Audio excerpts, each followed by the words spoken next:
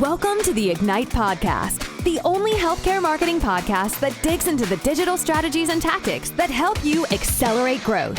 Each week, Cardinal's experts explore innovative ways to build your digital presence and attract more patients. Buckle up for another episode of Ignite.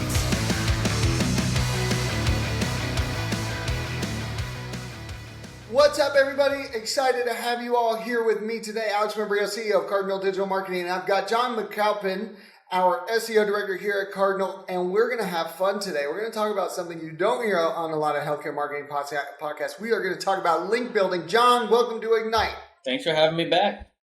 Absolutely. So let's talk about link building.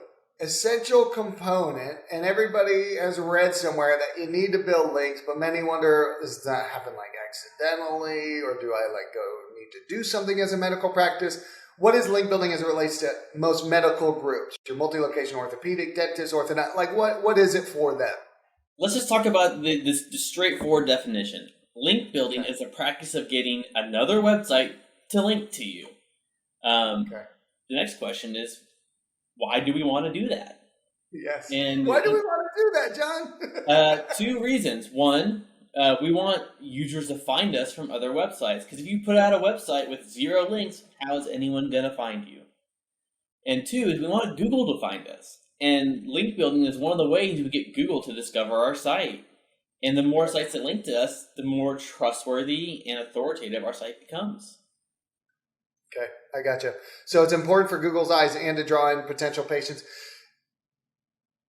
So you only want to get, let's talk about different types of links. What kind of, when we're talking about link, as it relates to our multi-location medical group, talk about the different types, and then we'll talk about how do we go get them. What are some examples? I mean, it really depends on context, because context of links mean a lot. So when we're having, especially multi-location healthcare, one of the baseline links we always go after first are actually citations and directories. Think your Google My Business, your Yellow Pages, your WebMD, all your profiles out there. That's the baseline. And that's still considered link building because you're getting your business profile listed places. And Google looks at that for consistency and quality and make sure that you're actually a real place. Okay. Stuff like health grades and all of that, should they be getting profiles for all their providers and locations on Google, RateMDs, Vitals, Okta, all that stuff? Important for links, right? Absolutely. And you can get if you can't get your providers listed, some of them are paid, some of them are not. Go after your free ones first. And then if you're going to pay for a directory, at least make sure it's in your niche and they actually have users going there. Okay, niches get you riches. So we got the directories. We need to make sure we're on all of those. What's next? What do you go after next? So that depends on what stage you're at. Whether you have a new website, you're established, you have PR, and how much content you have. There's a lot of different areas you can approach. Okay, gotcha. Let's assume we're a newer website. Okay, new website, no content. Like I said, directories are always the first ones you can go after. Next. If you have no content and you're a new website, you got to do your research. Look at your competitors. See what types of links they're getting. Not where they're getting, but the types. You'll notice that you'll start picking up on their strategies, whether they develop tools, whether they're doing PR, whether they're doing forum link building, or if they are doing podcasting. There's a lot of different types of strategies out there. But in the very early stages, directories and research. What about if I'm a orthodontic group in Atlanta, Georgia, should I be reaching out to the local high school and sponsoring them to get a link on their page? Is all of that, is that relevant enough? Do they all have to be relevant links? Does networking within my community for links help? So a network of links is okay. So when it comes to relevancy, there's different types of relevancy. There's niche relevancy and localized relevancy. So it's great to get healthcare links from other sites and things like that, but a localized link in your area can help Google understand where you're located and give you a little bit more authority in your local area. And so sponsorship links in moderation, absolutely. Chamber of Commerce and things like that, localized areas, local news press, absolutely great links to get. What about top docs? Top docs, winning awards, all those top docs thing or best of, is that useful? So Google doesn't look at those as a sense of, oh, this must be the best doctor. but it's super relevant to them saying, hey, this is a site listing doctors as a reference. Absolutely going to trust this site. All right, I gotcha. And how else can I go feature my doctors? I'm trying to think for low medical practices, what else they can do. Linking up, providing content to maybe the PCP that refers them business. They send a blog you can do article your previous, sometimes even your previous universities have directories of especially doctors and lawyers. A lot of them have their own university links, and getting the .edu links are great as well. And here at Cardinal, you guys have been running really innovative link building campaigns too. Talk about some of that. I guess blog posting, the byline articles you guys are getting for. Oh yeah. So guest posting in industry publications. We work with a lot of great healthcare groups and education groups that have real rock stars in their organization, and we're able to use them to provide industry insights, case studies, clinical research, and hard facts to these industry publications, and do guest posts to get great links there. And those get them exposure and make it easier to get links in the long run and earn links organically, as in other people discovering that content and linking to them using the same quotes. Gotcha. So important. And you had mentioned PR earlier on. Is that for the bigger groups to engage digital PR? What's the difference between that and regular PR? How do you see that for the more advanced groups? I've seen PR for both established and new businesses. It depends on where they invest in. And there's PR from the sense of getting on the news and big publications. And then there's PR with getting local roundups. As in, and a roundup would be something like let's say the Dallas Morning News has 10 best new doctors in town or something like that, or 10 best bars in town. And they'll show all of those featured areas and get links to them. That takes PR to network with journalists and get that kind of exposure. And PR does not always mean national. You can do PR local.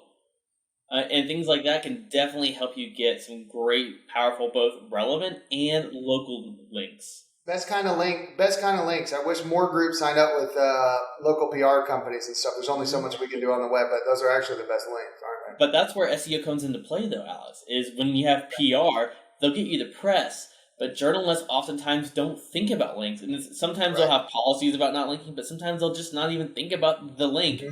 And the PR company says, hey, we got you the press, we got your name out there, that's all we care about. And that's where SEO comes in.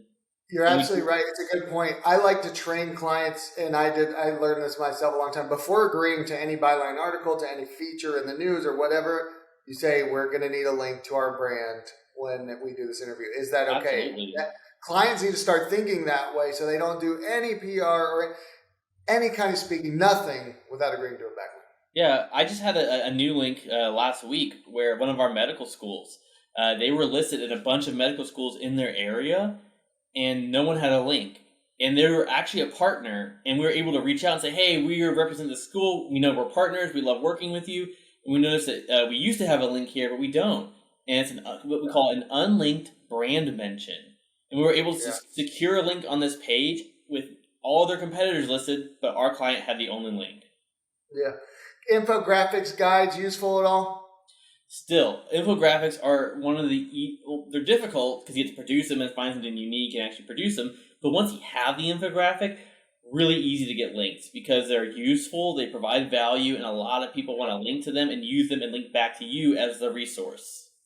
Okay, good. All right, so it's important, but you got to do something with it. Don't just pay to have it made. You got to actually have some kind of outreach. Yeah. So what we did today, small practices can do it by doing their local outreach to the referring providers and awards and speaking engagements for their providers.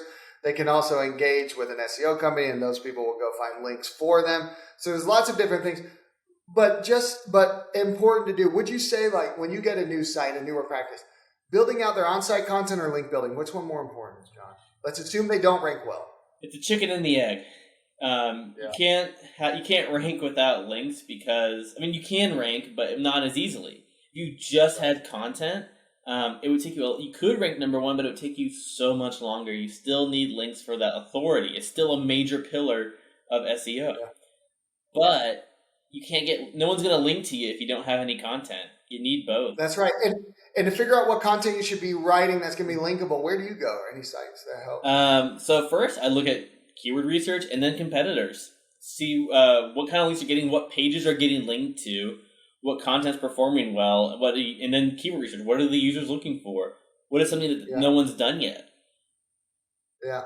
I sometimes I'll go to forums, Reddit, Quora, all that stuff, see what people are asking about, but there's lots of tools. What's your favorite SEO tool, John?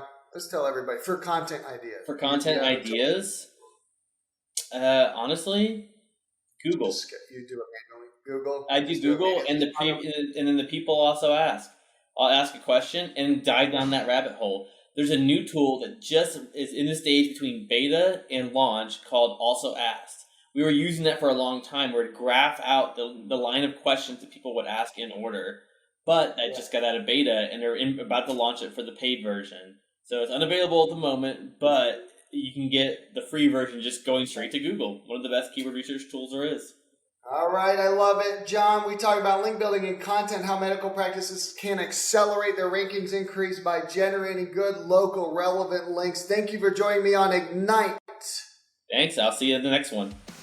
Thanks for listening to this episode of Ignite.